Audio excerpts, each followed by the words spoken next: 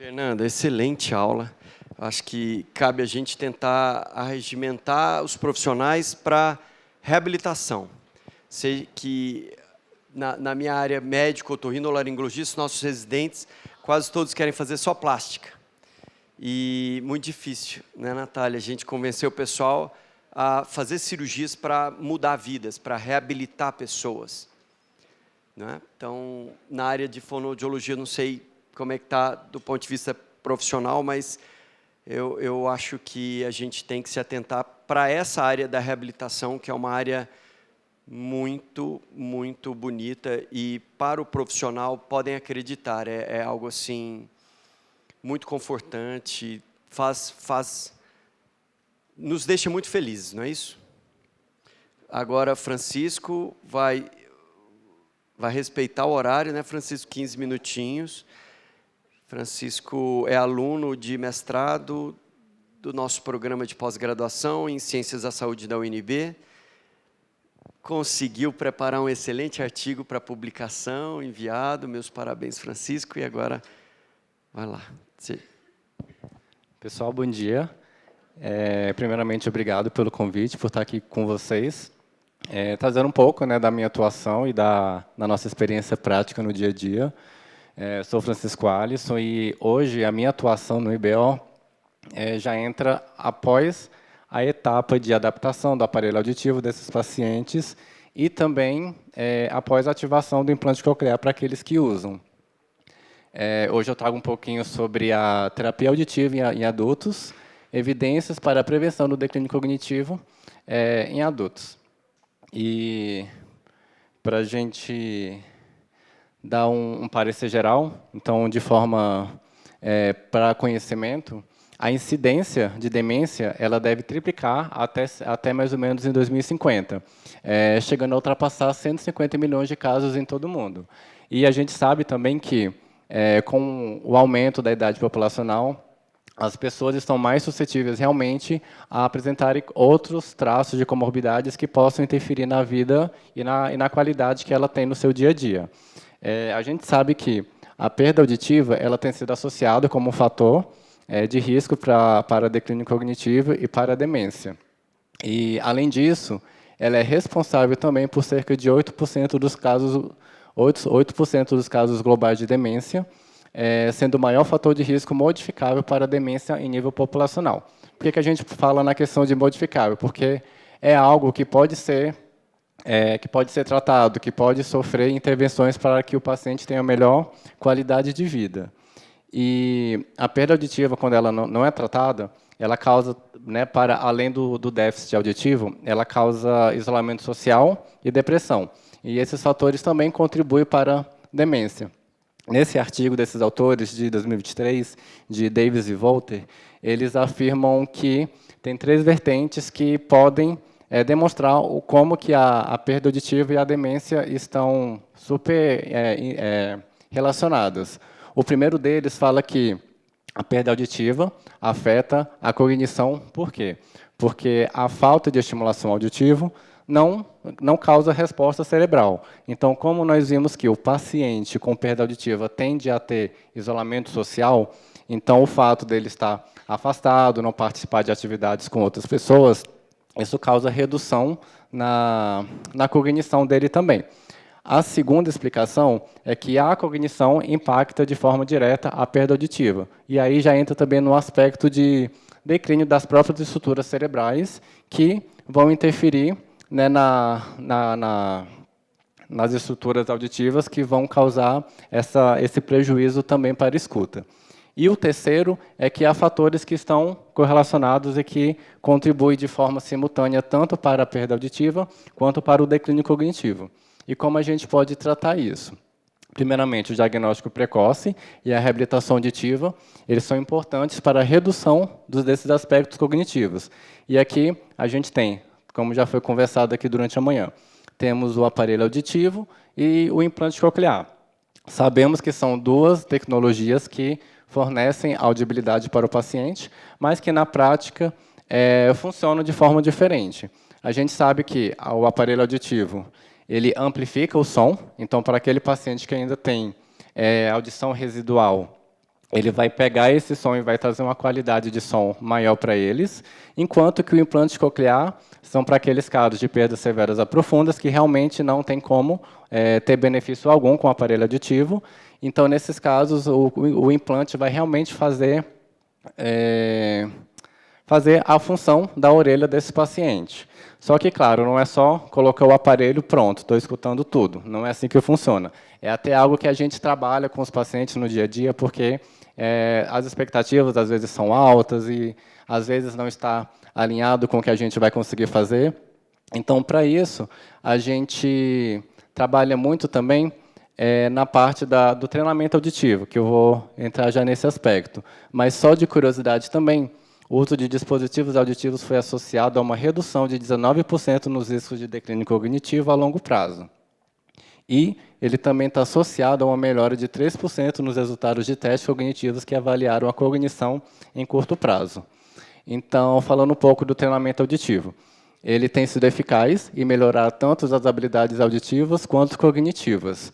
E como que funciona esse treinamento auditivo? A gente trabalha, né, favorecendo a escuta desse paciente, treinando por meio de atividades que vão incentivar todas essas habilidades. E algo que deve ser considerado no treinamento auditivo é que eles devem estar relacionados às necessidades exigidas de cada paciente. Ou seja, cada caso é um caso. Eu não posso exigir de um paciente que teve uma perda pré-lingual e foi implantado depois de muitos anos de vida, que ele tenha o mesmo desempenho de um paciente que já tem uma certa experiência auditiva e que consegue fazer atividades mais complexas. Então, a gente tem que considerar todos esses aspectos, tanto o tipo da perda, se ela é pré-lingual ou se ela é pós-lingual, a gravidade dessa perda, o quanto esse paciente demorou para poder chegar no serviço de reabilitação auditiva, o quanto ele teve de estimulação previamente com o aparelho auditivo e também outros aspectos de idade, de nível de escolaridade. Então, a gente sempre vai estar fazendo algo que seja específico para cada paciente. Então, na nossa prática clínica, como que a gente trabalha? Nós trabalhamos pelo método aurioral, que consiste no conjunto de metas, técnicas, estratégias e condições que priorizam a construção de linguagem falada por meio da via auditiva. Ou seja, o que quer dizer isso? A gente, de forma resumida, nós vamos oferecer ao paciente informações, mas que ele receba pela via auditiva. Então, por exemplo, na prática clínica, o paciente está sentado em uma cadeira, eu estou sentado exatamente do lado dele para que tudo que eu fale, ele não tenha a pista visual, mas que ele tenha esse acesso de forma auditiva para justamente trabalhar a atenção da escuta e causar essa estimulação, né, no cérebro, que é o que a gente chama também de neuroplasticidade, que é essa capacidade que o cérebro tem de se readequar frente aos estímulos. No método aurioral, a gente trabalha principalmente com essas 4 habilidades auditivas. Essas são as 4 principais, mas não são só elas.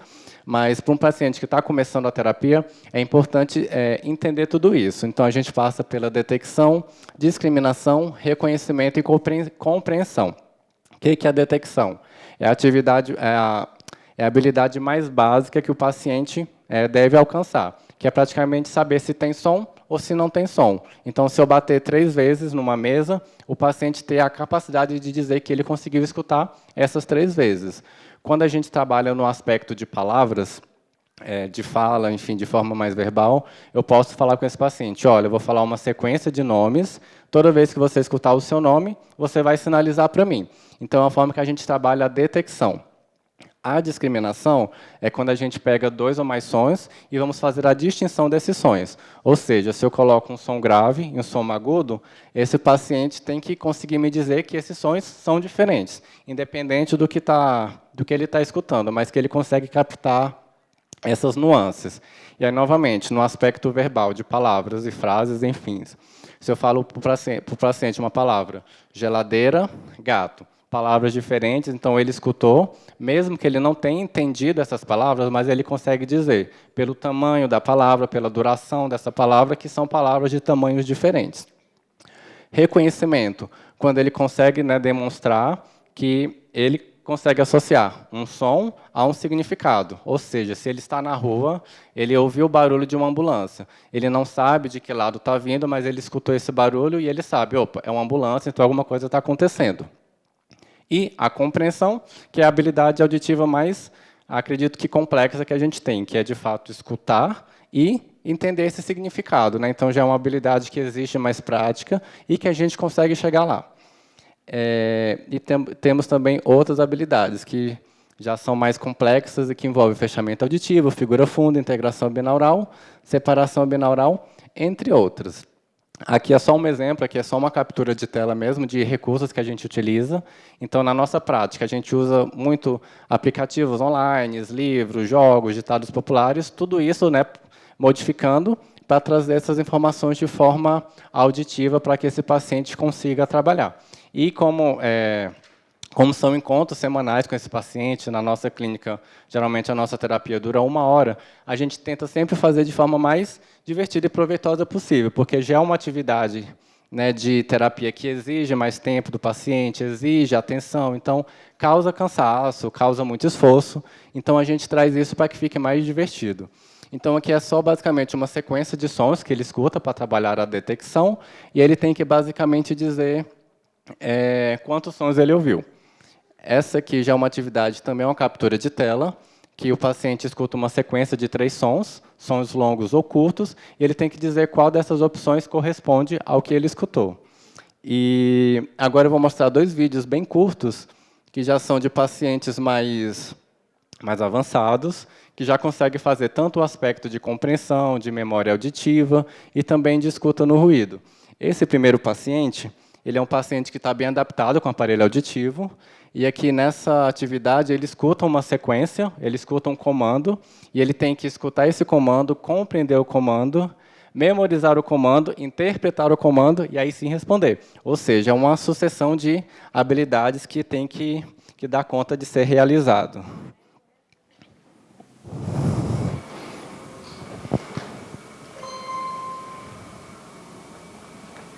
A ordem é pegue o último pedaço, do número 2, e o segundo pedaço, do número 3.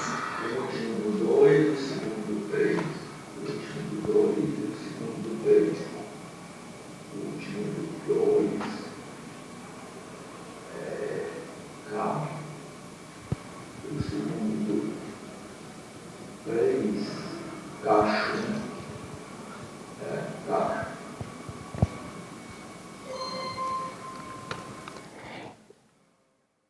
E essa última atividade envolve também um aspecto de memória auditiva.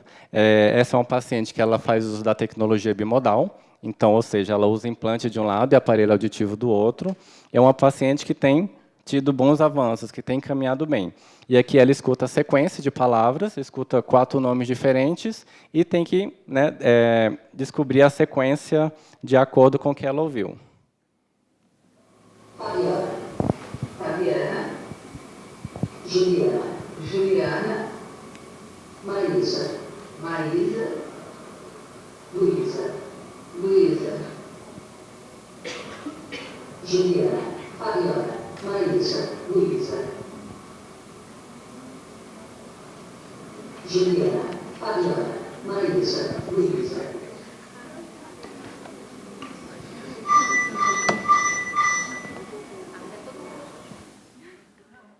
Então, pessoal, em conclusão, a reabilitação auditiva por meio de implantes cocleares e também de aparelhos auditivos pode ter um impacto positivo a longo prazo nas habilidades cognitivas.